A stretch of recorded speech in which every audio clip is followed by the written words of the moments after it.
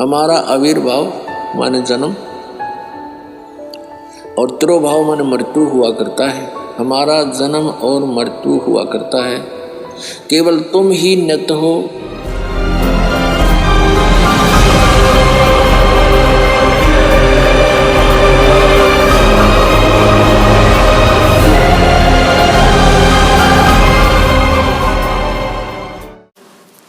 अज्ञान आधार से सुना करते थे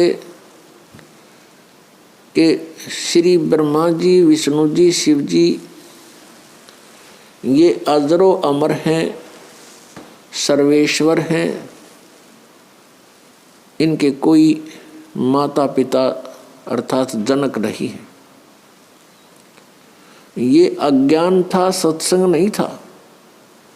जबकि इनकी जीवनी में लिखा है कि ये नाशवान है, इनकी जन्म मृत्यु होती है, दुर्गा इनकी माता है और काल रूपी ब्रह्म इनका पिता है। तो ये अज्ञान था।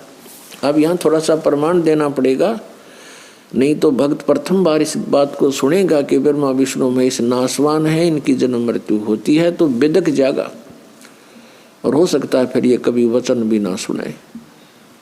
उसका दुर्भाग्य होगा, क्योंकि सच्चाई से दूर भागना नहीं चाहिए।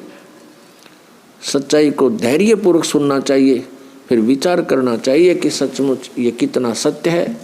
और सत्य है तो फिर सत्य के लिए हम भटक रहे हैं। सत्य मिला और हमें अपना कल्याण हुआ।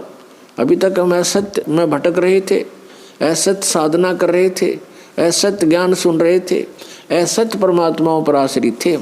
अब हमें सत्य मिलेगा तो ग्रहण करेंगे, हमारा सबका मोक्ष हो जाएगा। अब देखिएगा, थोड़ा प्रमाण दिखाते हैं श्री देवी पुराण में। देखिएगा, श्रीमद् देवी भागवत गीता प्रेस गोरखपुर से प्रकाशित है। और इसके कौन है संपादक?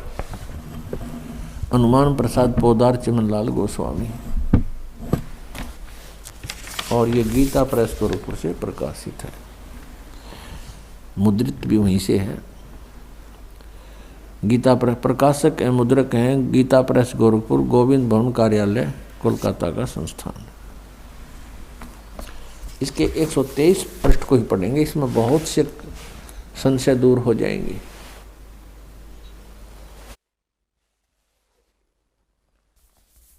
तीसरा स्कंद श्रीमद् देवी भागवत आप पढ़ रहे हैं, 123 पृष्ठ पर देखिएगा।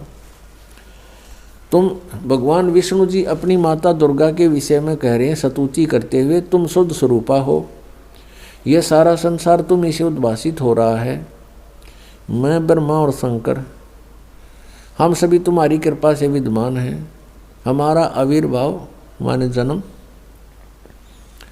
और तिरोभाव माने मृत्यु हुआ करता है। हमारा जन्म और मृत्यु हुआ करता है, केवल तुम ही नित्य हो, जगत जननी हो, प्रकृति और सनातनी देवी हो। ओह, फिर यहाँ कहा है, ये स्पष्ट लिखा है आविर्भाव माने जन्म। भगवान विष्णु जी स्वीकार कर रहे हैं कि मैं ब्रह्मा और शंकर हम सभी का जन्म और मृत्यु हुआ करता है, केवल तुम ही नित्य हो यानी अविनाशी हो, जगत जननी हो, प्रकृति और सनातनी देवी हो।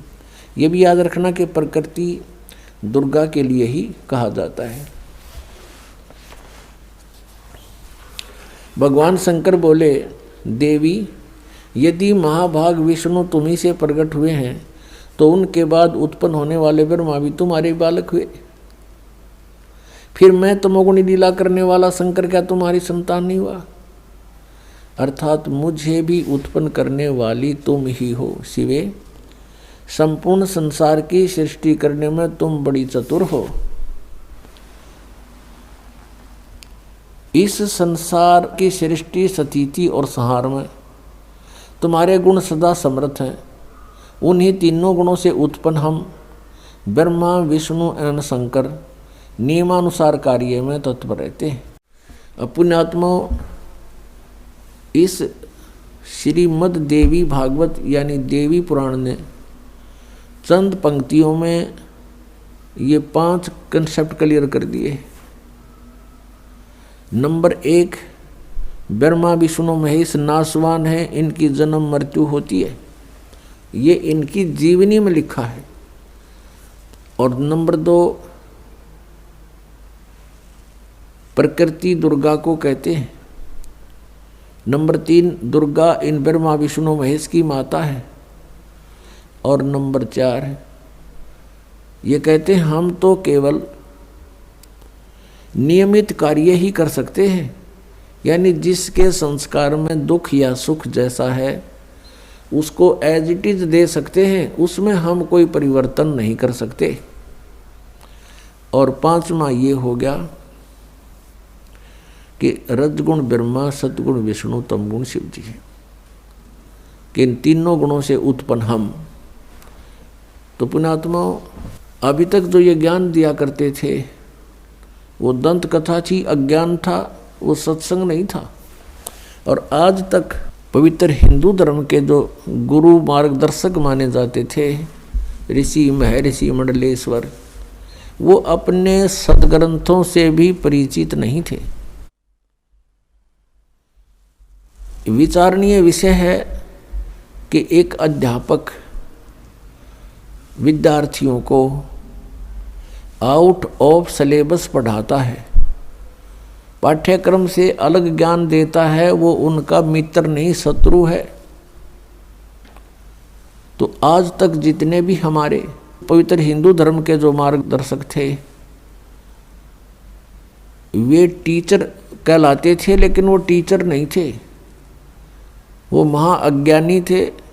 उन्होंने अपने सदग्रंथों को अर्थात पाठ्यक्रम की पुस्तकों को भी नहीं ढंग से पढ़ा, नहीं समझा, एक लोक वेद बना के पूरे मानव समाज को भ्रमित कर दिया।